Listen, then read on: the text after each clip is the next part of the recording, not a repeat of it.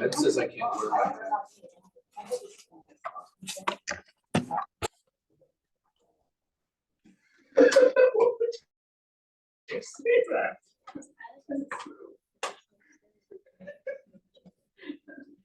Hello, let's see. Recording. Yes, it is recording. Okay. Oh, no.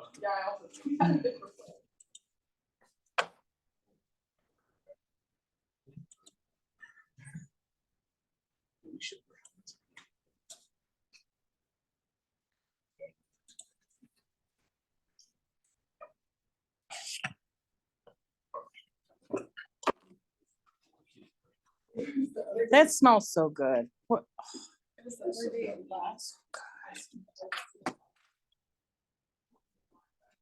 All right, we're going to be joined by some distance students on Zoom. Hi, guys. And so if they put something in the chat and I don't see it, will you give me a holler? Okay, great. Okay. Hello. All right, don't join. Hi, Amrit. Amrit's joining us from California. Are you getting flooded out there? I've been thinking about you guys.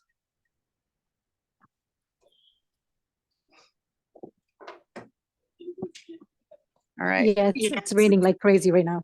It's raining like crazy. Yeah.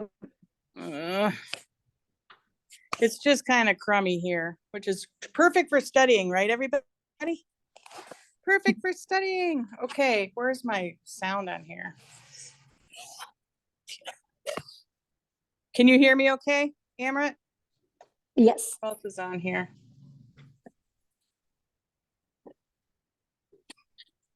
Kelly is. All right, Kelly. Hi, Kelly. Hi, Dr. Earl. Hey, just a quick question. I was going to type it in the chat, but I might as well just throw it while you're Okay. on. I was just the only thing I think I even have a question on is are the different graphs, so the sigmoid, the Emax, the linear, and just what you, I don't want to say what we need to understand about them because I think it's kind of drawn out, but maybe how we would. All right, you want me to go over the three models? Yeah, briefly maybe Okay. on how we'd apply it. Okay, I'll try to do that. You let me know if I'm hitting the mark or not, all right? So the first thing we're gonna do is the three models for pharmacodynamics. Are you all good with that? So what are the three models? Sigmoid Emax, which is the most complex one, isn't it, Ethan? Okay. What else? Linear, which is the most simple one, right? So we have our sigmoid Emax model, which is effect is equal to Emax. Remember, it's in that Michaelis-Menten form, isn't it? So Emax times concentration, and that's raised to the that little gamma there, right? Which is that slope factor. And then C50, any concentration is raised to that gamma in the sigmoid Emax model plus concentration gamma. So this is the most complex model. You can see it's in the Michaelis-Menten form, right? And the thing that makes it complex is this little gamma guy here where things are raised, and that's to define that slope, right? That we have in that sigmoid relationship, right? We're comparing concentrations. These are concentrations to effect, right? Which one is the independent factor, concentration or effect? Does effect dictate concentration or does concentration dictate effect? Concentration. Thank you. So concentration is our independent variable that determines the effect, right? Now a sigmoid Emax model is going to look something like this, right? I know I'm not an art major. I'm not the greatest at this, but We've got, let's say, we're at 100% of our effect here and 50% here. So our C50 is going to be whatever this concentration is, right? And our C80, C90 will be wherever it is. And you have to remember concentration versus effect. That's where you're going to get messed up. I can predict. So make sure you realize whether you're talking about a concentration or an effect, okay? Now, Kelly's question is, how does this relate then to, let's go to the next simpler model, which is just called a simple Emax model that doesn't have the slope factor, right? So Emax model is the exact same thing as a sigmoid Emax. We just are sigmoidless, right? So it's Emax times concentration over C50 plus concentration.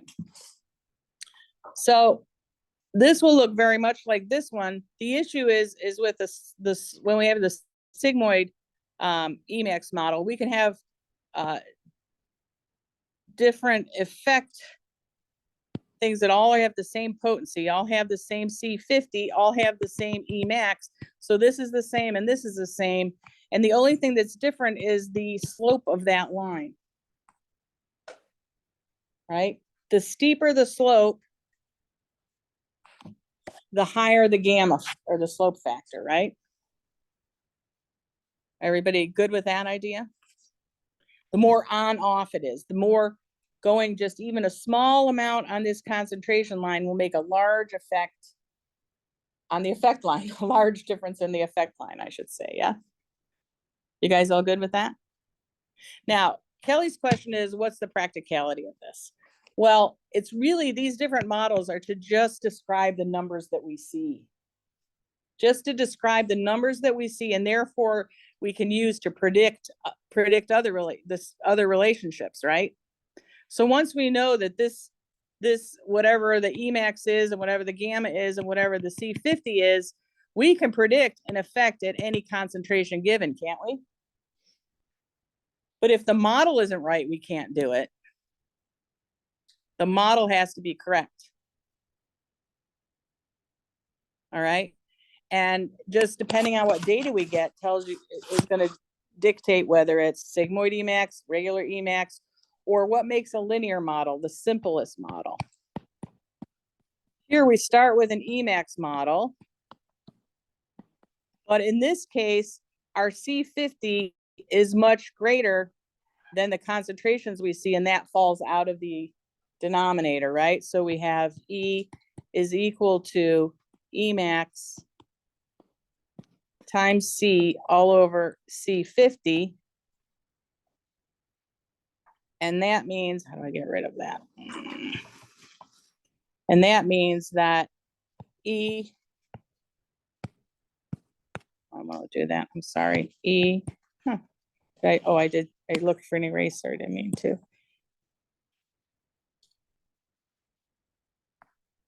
E is equal to Emax over C50, and this equals Y equals MX, right? Because this is our X value, this is our Y value, and then this is going to be our slope, and the Y-intercept is 0, isn't it? So the Emax model is going to look like this, isn't it? Or I'm sorry, the linear model is going to look like this. But then once the concentration gets so that this is no longer true, you're going to see it turns into a regular Emax model.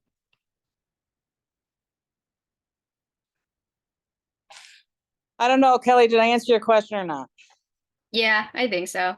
I guess we had one quiz question. I think they talked about the gammas, and I think knowing what was more potent, and so I think we were just looking at the C50s. But I was just curious how. I mean, yes, right. The gamma has nothing to do with potency. What the gamma will dictate is that on-off idea, right? The larger the gamma, the more that just making a small change in concentration will make a large change in your effect, versus a very small gamma will be a very gradual effect. Does that make sense? Yep. Yeah. Thank you. Okay, good. Yep. Yes, ma'am. Oh, did you have your hand up? Now your mouth is full. They're all having lunch here in front of me. It's okay, I guess. Can we go over, I think it was quiz number 2, where we had 2 questions after the half-life. And you gave us like the graph, I'm pretty sure. Oh, and you had to figure it out graphically? When I gave you a dynamics and I gave you C20 and C80, for example? Yeah, I think that's. Okay. Let's do that. Let's see if I can I erase this whole thing?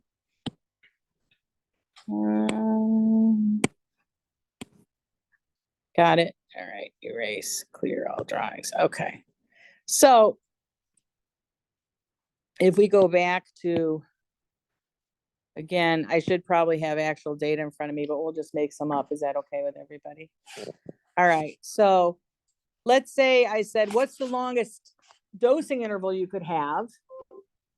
So right away, what do you have to know when you're trying to decide a dosing interval? You have to say, I want to make sure I am efficacious and not toxic, right? That's really the goal, is to stay in that therapeutic range. So you need to know where the therapeutic range is, right? How do we figure that out? Well, in these questions, I gave you that the therapeutic range was from C10 to C90 or whatever I picked, right? So let's say it's C10 to C90. These are concentrations, right? That C is what tells you that. And I know that sounds silly, but you can get turned around in these questions. So make sure that you know, if I say a C10, that's a concentration.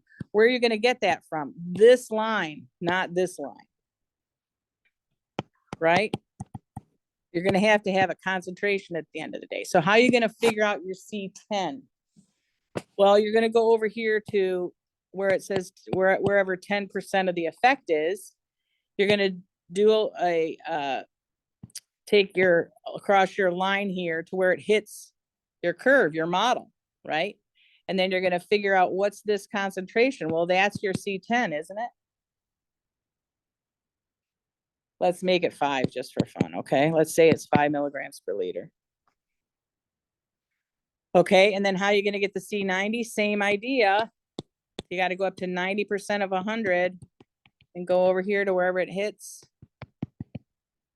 And whatever this is your C90, isn't it?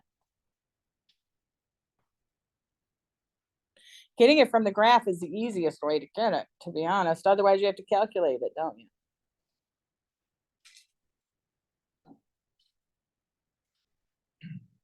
What do you want to make C90?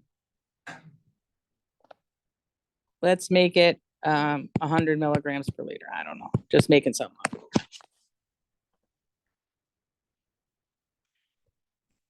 So if I give you the half-life, why do we need the half-life? We have to know how long it takes to get rid of the drug, don't we? For how long it's going to take for it to fall from the C90 to the C10, which we now know is 5 milligrams to 100 milligrams per liter.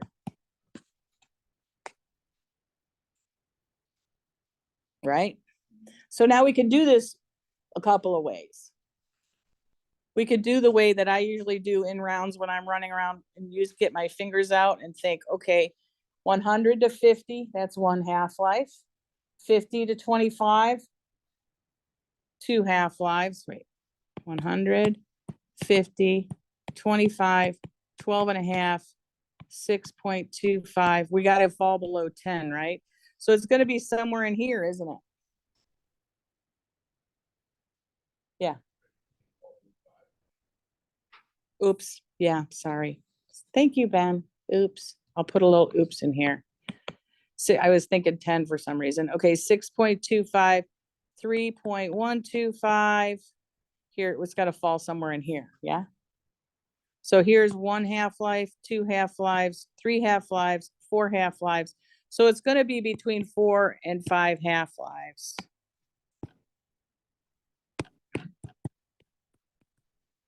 Did I tell you what the half-life was? I don't think I did, right?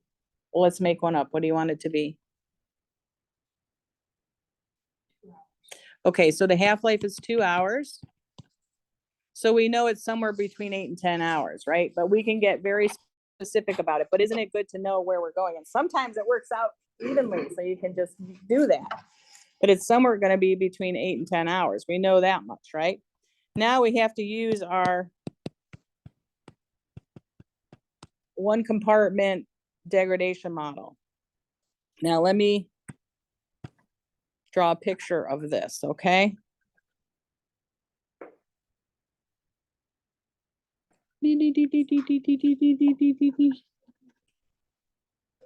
All right.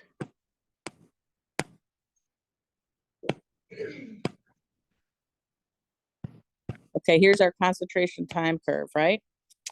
So we want to know how long it's going to take to go from 100 to 5. So we want to know 100 to 5. So we need to know this, what we really want to know is this time difference, right? Is everybody good with that idea? Now, is everybody familiar with this equation for that one compartment to K? You all know that like the back of your hands, but kind of know it.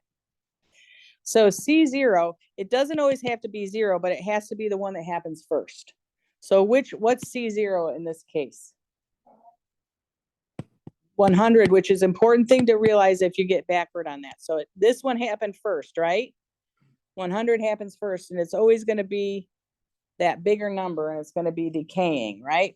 And so that's going to be 100 milligrams. And we want to know how long it's going to take to get to 5, right? So it's going to go 100 to 5. And then we're going to multiply this. This I think of as the fraction of drug remaining at time t.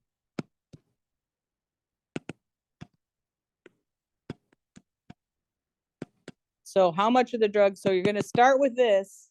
And then if you multiply that times the fraction remaining at time t, that'll give us 5.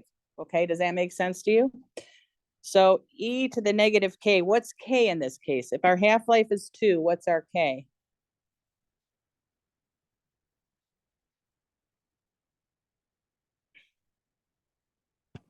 .693 over 2 hours. Does everybody get that? That's kind of automatic for me. It'd probably be good if it got to be automatic for you. Right, so half-life K is equal to 0.693 over half-life. Y'all see that relationship is correct? Okay, so this is K. You can multiply, or you can divide it out and get a number if you want. I leave it like that because it's easier for me to do that. All right, and now I'm going to erase this stuff underneath it so we can do the rest of our. Is everybody okay with this equation? You're going to be using this a lot when you get to with Dr. Basu. Okay, so 5 milligrams per liter equals 100 milligrams per liter times e to the negative. Why did I just do this thing again? I don't know. 0.693 over 2 hours. And we're solving for t, aren't we? How do we get rid of that, all this to get to the t? Huh? We'll have to eventually. First I'm going to do is bring this over here. So what's 5 divided by 100? I didn't bring my calculator. 0.05 is equal to e to the negative k, which is 0.693 over 2 times t. And now, absolutely, now we're going to take the natural log of both sides. And I know this is going to now bring just that whole thing down, isn't it? So it's 0.693 over 2 times t. What's the natural log of 0.05?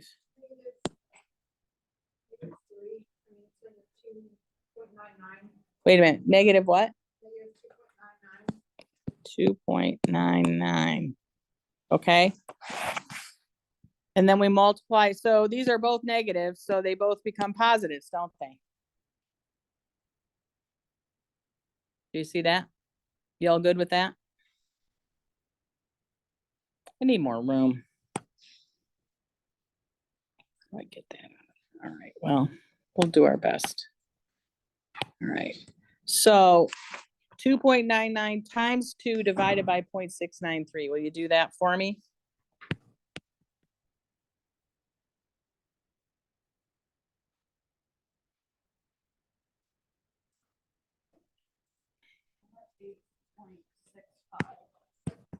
8.65 hours, right? We have, this is inverse hours, so that's gonna be hours. So was it what we expected? We knew it would be between 8 and 10, and it is, isn't it? So it's probably correct. So what's our longest we can go is, I would say 8 hours, because once you go over 8, you're gonna be, well, 8.5 really, but I'd tell you, you know, probably use a reasonable dosing interval. What's your reasonable dosing interval gonna be for this? Q8. Right? Does that make sense? You said round it up and really round it. I would either say round, no, I wouldn't probably, it would have to say round to a reasonable dosing interval. You're not gonna have a Q9 hour dosing interval, right? So it'd be Q8, Q6, Q4, Q12, Q24.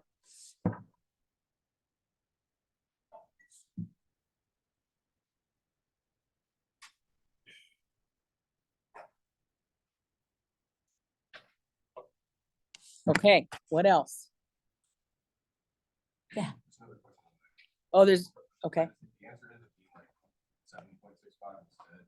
We go to 8 since 8's normal. or is it- That's a good question, Ben. I probably won't do that, but if I did, that would take some clinical judgment to decide how critical it is that can you go a half hour? Probably yes. You know what I mean? But it just depends on the situation. That's a state, that's where your clinical judgment has to come into play. Because Q6 is a pain in the neck and is, you know, I'm just telling you practically, right? From doing, you know, I did this a long time, so I would avoid Q6 if I could, you know, depending on how critical it is. If they're in the hospital, maybe it's fine, but to go home with that is nuts, right? Other questions?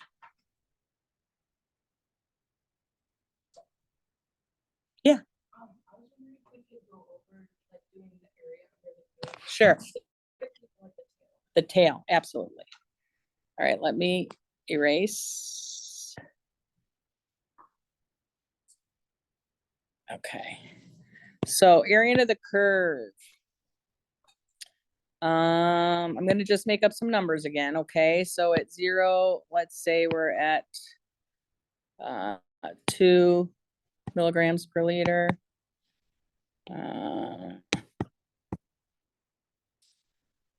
This is in hours, yeah? So 2, and let's say this is 20. And let's say, I'm just gonna do 2 here so we don't waste a lot of time with, let's say, I'll erase.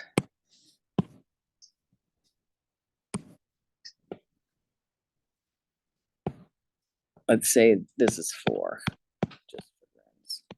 Okay, so we're going up to here. And then we're gonna go out to infinity. So our first, and we just drop these perpendiculars, right? So we're gonna have only these 2 rectangles, and then we're gonna have 1 triangle out here that we're gonna be measuring. So the first rectangle, how do we know that the width is gonna be 2 hours, so it's whatever we have for height, we're gonna multiply times 2. How do we figure out the height here?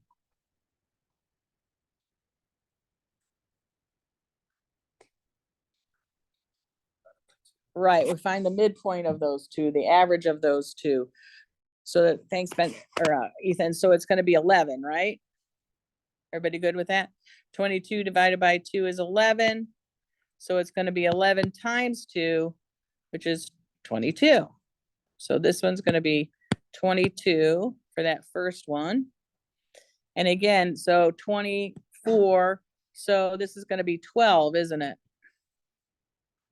12 times, what's the difference here? 10 hours, right? So this is gonna be 120. 120 plus 22, so that's 142 for those first 2. Now we have to figure out the tail, which is the pain in the neck. Right?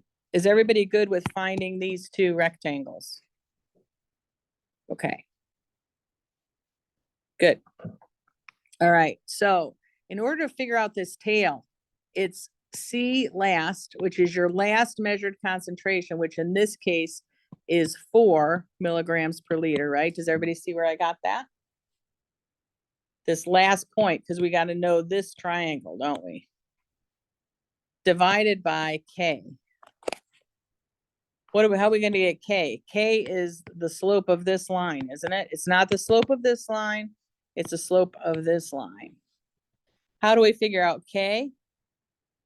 K is equal to rise over run. So rise is the difference between these 2 points, but it's actually a negative slope, isn't it? Because it's falling this way. So it's ln 4 minus ln 20 divided by what's the change in time? 10 hours, yes? Is everybody able to set that up okay? Can somebody plug and chug that for me?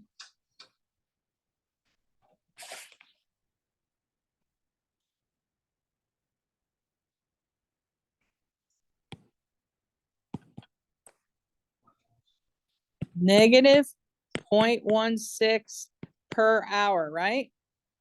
And remember, we know this is going to be negative because it's falling, but is the K itself negative? No, the slope is negative, but not the K. So we put 0.16 per hour in here. And now, so divide 4 by 0.16. Somebody do that for me.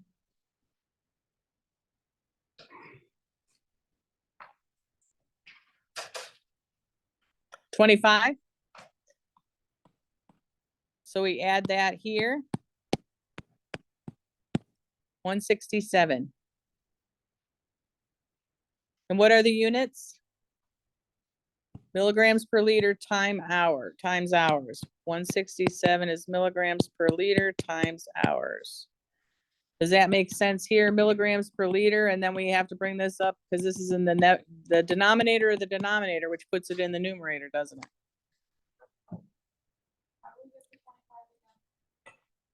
It's a C last, which is a 4 milligrams per liter, right? This point here.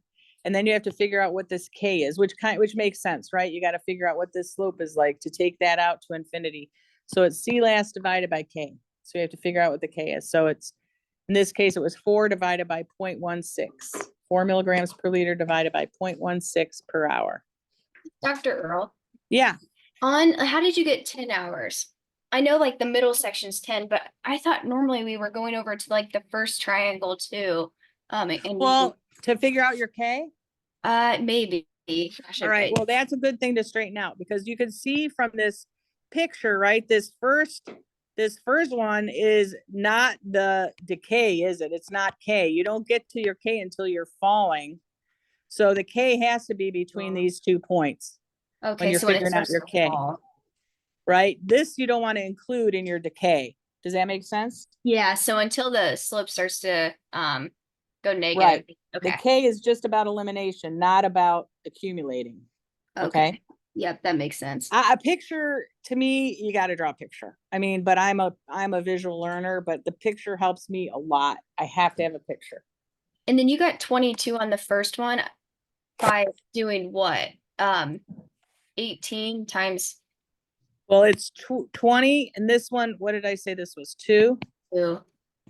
2. So the average of 2 and 20 is Okay, average. Okay. 11. Times 2. So 11 times, so the height of this is 11, the width is 2, so that's how you get the 22. Okay, yep, thank you. Sure thing. Justin, what are we doing to celebrate your birthday today? No? Shoot. Never wants to celebrate. I'm gonna have to look up when his birthday is so I can really know. Was it really this? We missed it? Okay, but we didn't have the hat. I have to make up for that. All right, what else? We need the hat to fully celebrate. What else?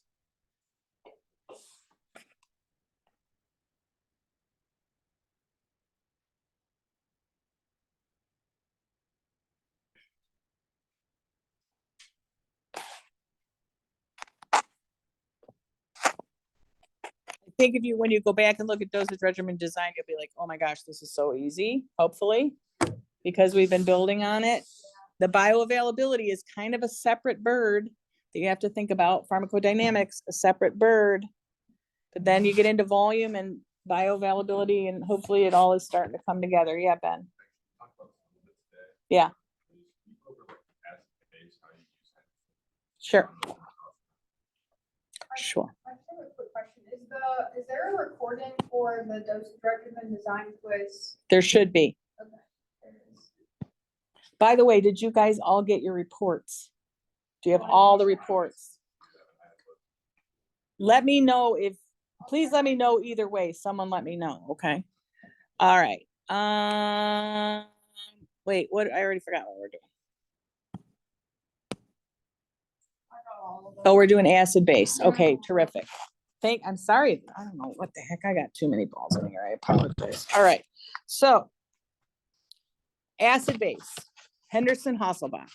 Our two favorite duos, Michaelis Menten and Henderson Hasselbach. I don't know what it's about having to have the same last name, first letter, but it helps. We have H and H and we have M and M. Those two things dictate a lot in pharmacokinetics. Henderson Hasselbach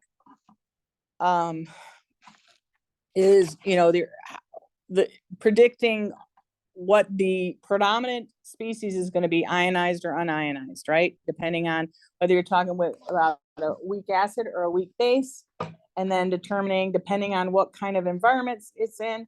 And you can think about, you know, if it's in an environment where it's donating hydrogen ions or accepting hydrogen ions, right? That's what that's all about. In a test, sometimes you freak out and can't think straight. I get it. And here's a little, if I tell you my secret, you can't tell any chemists, okay? Because I was a chemistry major. We would make fun of chemistry people that do this sort of thing, but it would help. I like having little tricks during an exam when you're freaking out. You can always rely on these things. So when you're, oh shoot, that. Okay, when you have a weak acid, with Henderson Hasselbach, you know how I would put ionized over unionized. And you kind of have to memorize that or understand it well enough to be able to figure it out. I'm going to tell you my trick in a minute. But in an acidic environment where the pH is low, I always make an arrow. So now we're in a low the acid, which is a low pH. So make an arrow of which way the pH is going, and it's going to favor wherever that arrow ends up. So so an acid in an acidic environment is going to favor unionized, isn't it? And a base, it's going to be the opposite, isn't it? But you have to know these relationships in order to do that. Here's my way of, and then if it's alkaline, you have a high pH, it's going to favor what's in the numerator in both of these.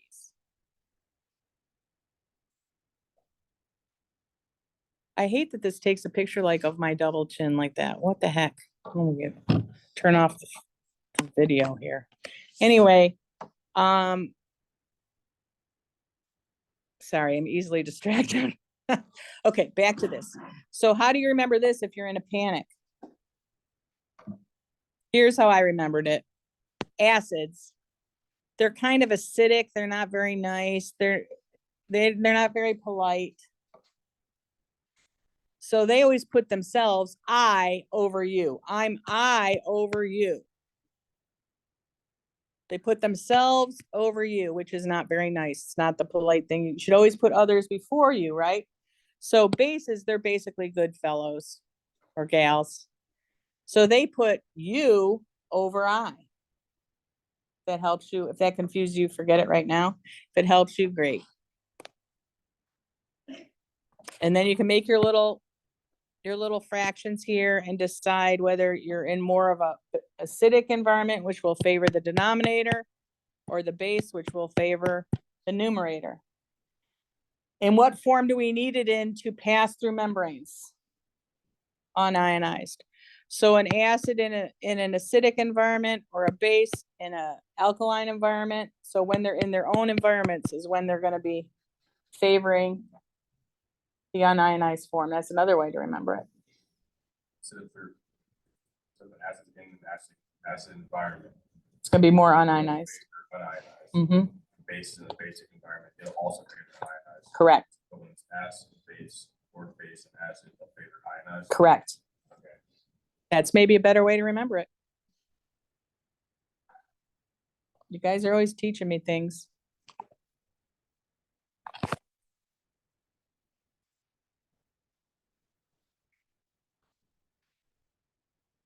What else? You love Michaela's mitten.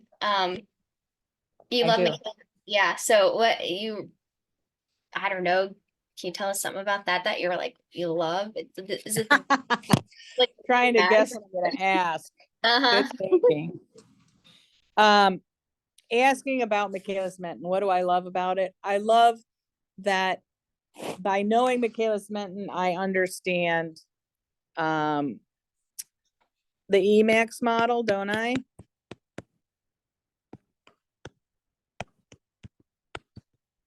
I understand the binding, what determines binding, right? Which is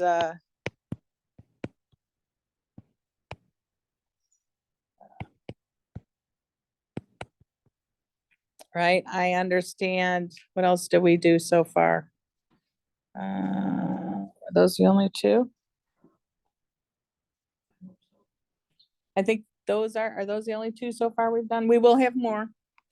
But the fact that by understanding the velocity of a reaction, you have Vmax, concentration, Km plus C. So these are all really the same form, aren't they? Each of these is a relationship between two things. So concentration and either the velocity of a reaction, the effect, or the binding of a drug. Here's the capacity of the system, the maximum rate that it can occur, maximum. These are both capacities. These are all the same factor, right? They're all capacities of the system, the maximum it can go. And then these are all affinities, right? Where we can see who's going to win the love triangle, right? The lower the Km or the Kd or the C50, the higher the attraction, either for whatever we're talking about here, the binding site or the effect target, whatever it is, right? This is potency. This is going to tell you which is going to be the preferred binding drug, right? The lower the Kd, the lower the C50, the more potent the drug, the lower the Kd, the more affinity for the binding site, right?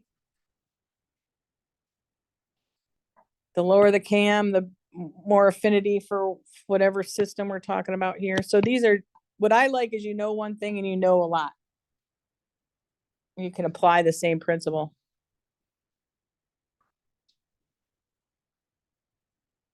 Good?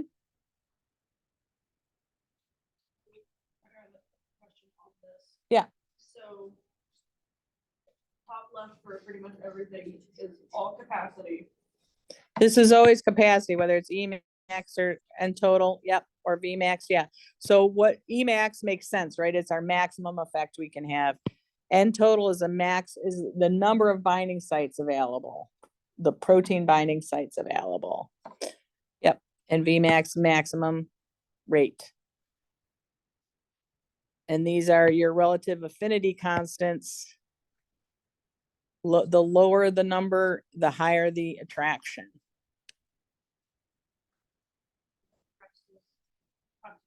It's just the relationship between concentration and effect in this case, or concentration and concentration bound.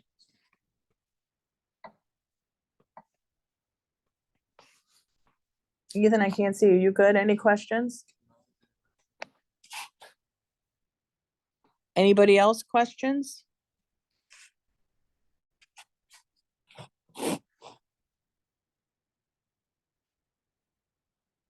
You ready to knock it out of the park?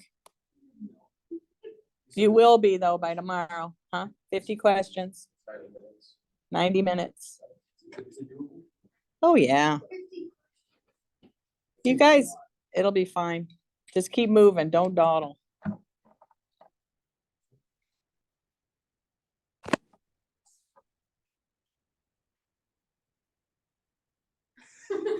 What?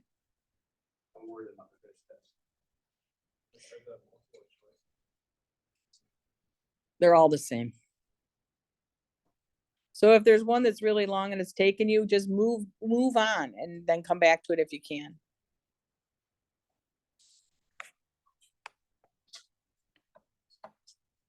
Like if there's an area of the curve one, I would probably skip it and come back to it if I had time.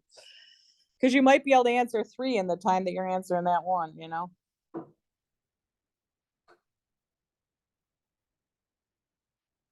You'll all have the same amount of time, so.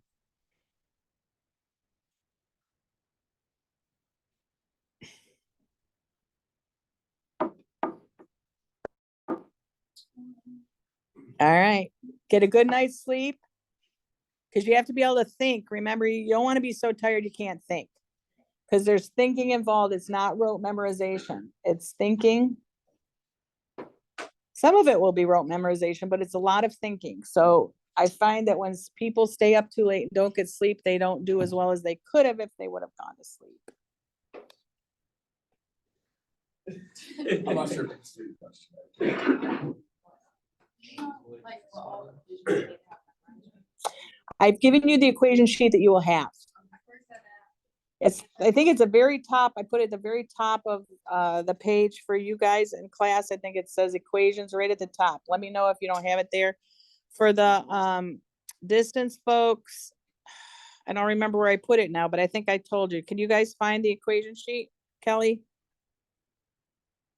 I haven't looked, but I know you add it in every week. So I don't know Yeah, about, there, yeah. You'll have, there's no equations for dosing regimen design, but you'll have your same ones you had for pharmacodynamics quiz you will have on this exam. Same ones you have for bioavailability you will have on this exam, and the same ones you had for volumes and binding you'll have on this exam. They're just all combined. Yeah, Ben. Comes to like the albumin and the AAG. Yeah. What kind of relationships do you know about those with like ESS, I guess? It's like a lot of different. You don't need to memorize any of that. You just need to know AAG is that acute phase reactant. So it's going to go up fairly quickly in some circumstances, but I pretty much tell you, I don't expect you to memorize any of that. You just got to think what's going to happen when AAG increases. Well, there's going to be more binding of that drug, right? So the fraction unbound is going to go down. Usually fraction unbounds go up because of displacement, but in this case, it's going to go down, isn't it? And there's drug interactions with all that stuff, right? Another drug can come along and displace your drug from its plasma protein binding site. It could be removed. And then again, your fraction unbound is going to go down, right? If it's competing.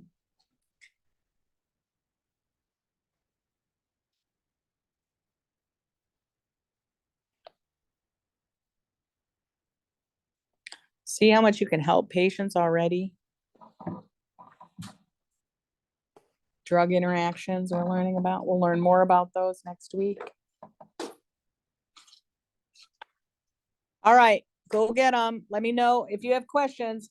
I prefer you do it on the discussion board because there'll probably be other people that have that question as, you know, and I'll answer it so everybody can see. All right. Good luck. We'll see you guys in the morning. Kelly, did I answer all you guys' questions? you did mine. Thanks, Dr. Earl. All right. Who else is here? Anybody? Cameron is here. Amrit, are you good? Yeah. Oh, wait, you're breaking up on me. What? I don't know. Sorry. Wait a minute. I have to get somewhere where I can hear you. Hang on. All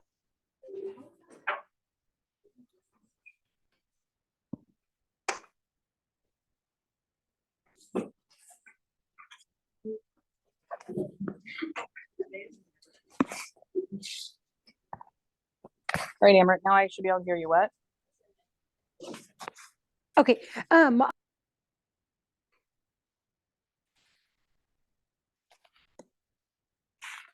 Did she just go away?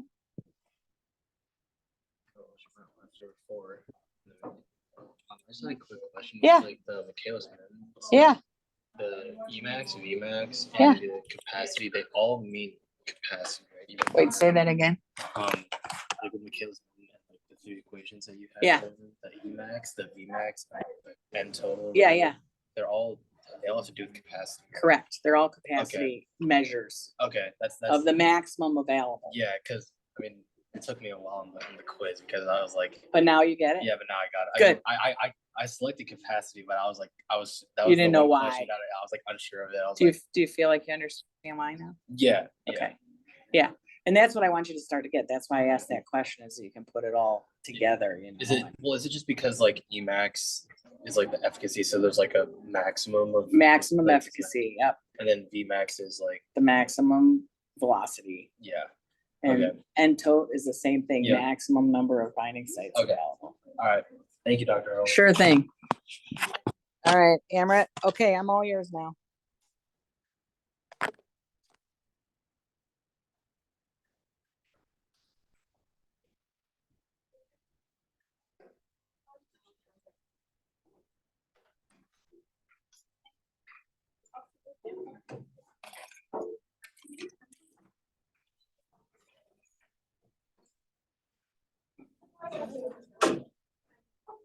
Hello, everybody.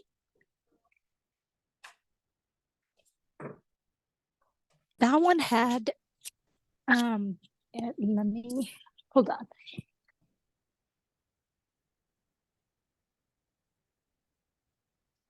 You said number 7. I'll just pull it up and we'll look at it.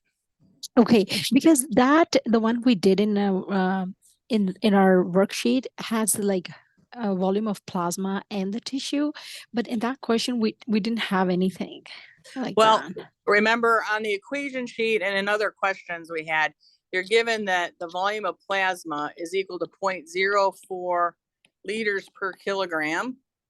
And the volume of tissue is 0.56 liters per kilogram, right? So this patient's 95 kilograms.